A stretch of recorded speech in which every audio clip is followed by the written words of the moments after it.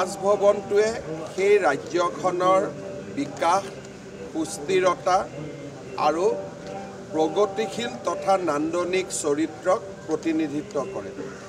আমাৰ অসমত এটা নতুন ৰাজভৱন যাক আমি ব্ৰহ্মপুত্ৰ উইং বুলি কৈছোঁ অহাকালি কেন্দ্ৰীয় গৃহমন্ত্ৰী অমিত শ্বাহ ডাঙৰীয়াই উদ্বোধন কৰিব। সুন্দৰ ৰাজভৱন নিৰ্মাণ হৈছে আৰু এই ৰাজভৱনটোৱে অসমৰ নতুন পৰিচয় আৰু আমাৰ ভাৰতৰ এখন বিকশিত ৰাজ্য হিচাপে আমাৰ যি পৰিচয় তাক দাঙি ধৰিব বুলি মই আশা কৰোঁ।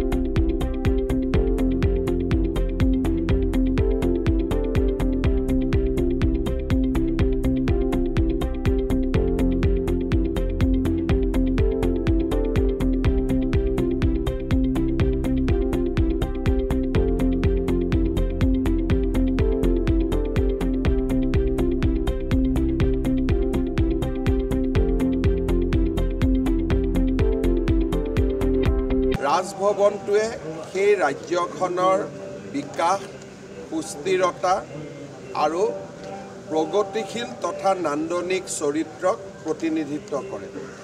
আমাৰ অসমত এটা নতুন ৰাজভৱন যাক আমি ব্ৰহ্মপুত্ৰ উইং বুলি কৈছোঁ অহাকালি কেন্দ্ৰীয় গৃহমন্ত্ৰী অমিত শ্বাহ ডাঙৰীয়াই উদ্বোধন কৰিব।